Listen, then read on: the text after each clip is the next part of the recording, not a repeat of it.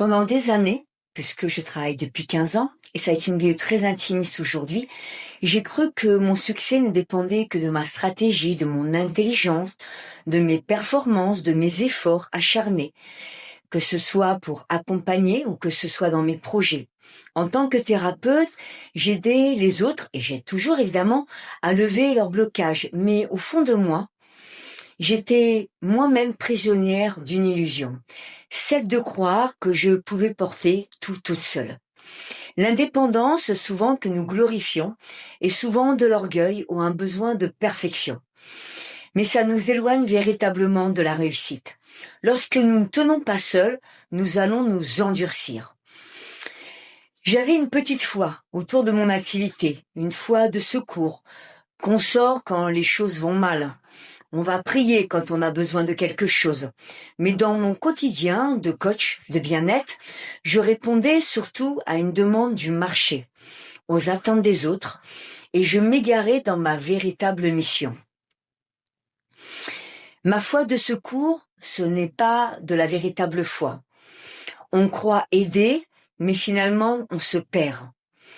Aujourd'hui, je veux vous montrer à travers mon expérience et ce changement radical que j'ai opéré depuis plusieurs mois.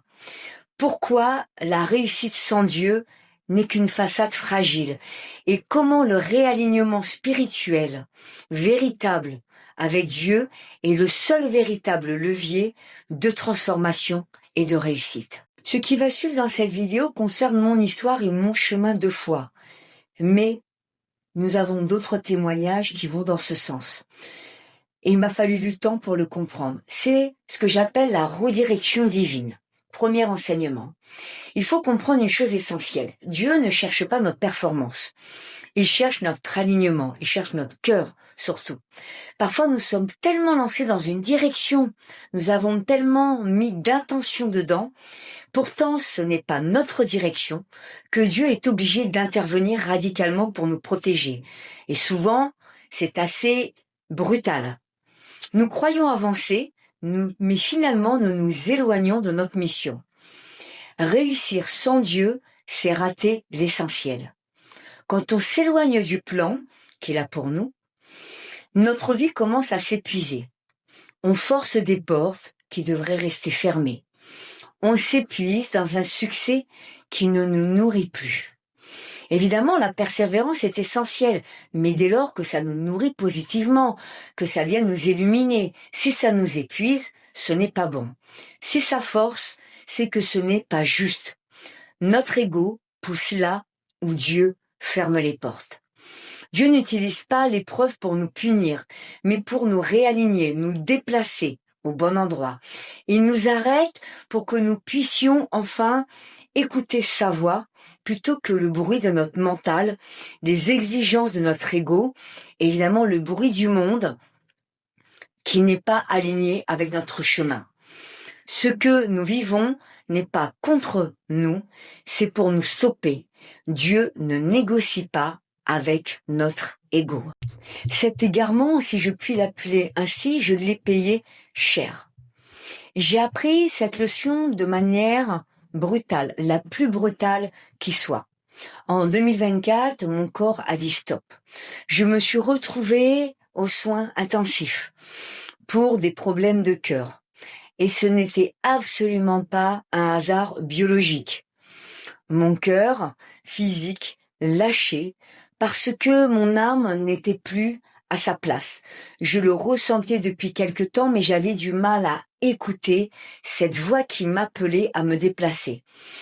Donc ce n'était pas juste physique, j'étais à côté de ma vie.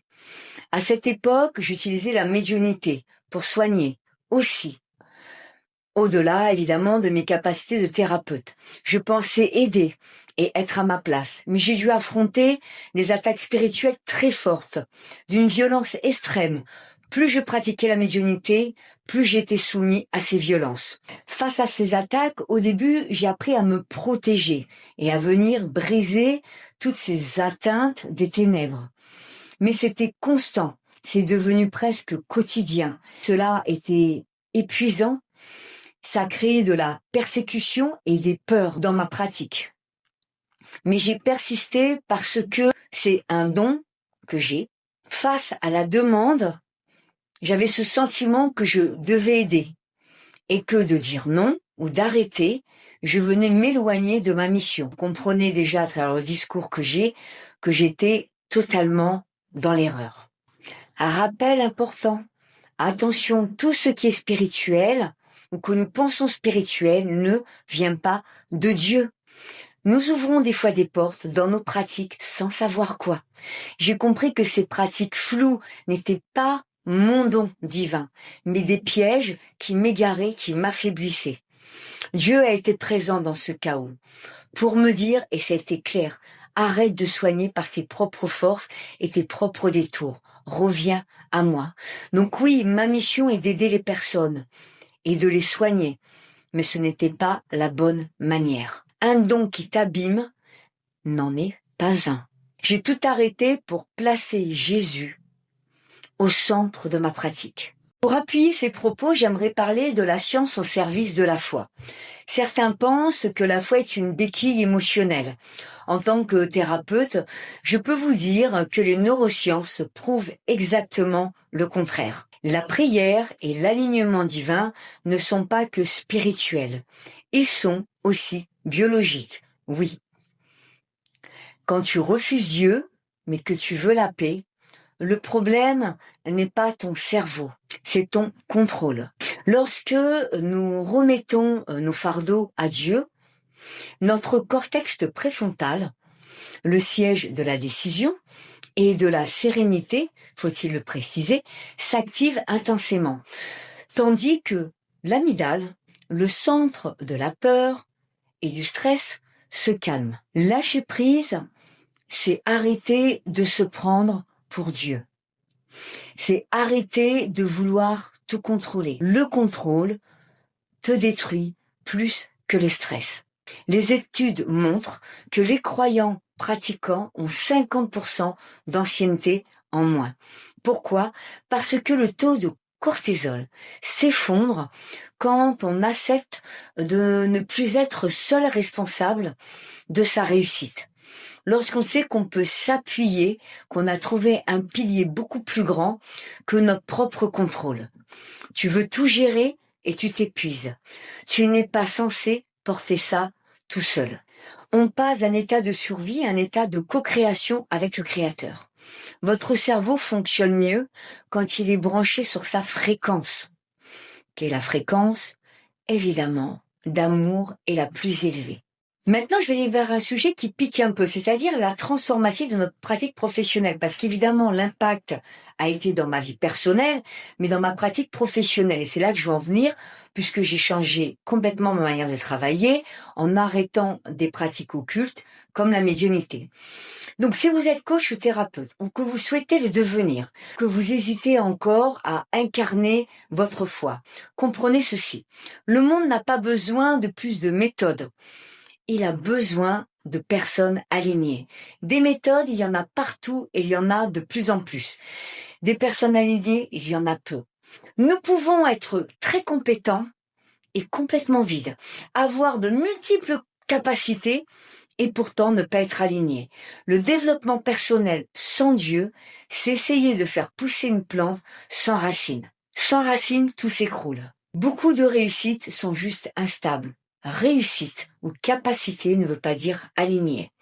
Donc c'est important de comprendre sa mission, de s'aligner avec Dieu pour incarner véritablement sa mission avec des racines profondes et stables. Depuis que j'ai réajusté mon activité sur ma foi, ça a changé beaucoup de choses. Mon public, des personnes ne m'ont pas suivi et d'autres au contraire sont venus vers moi.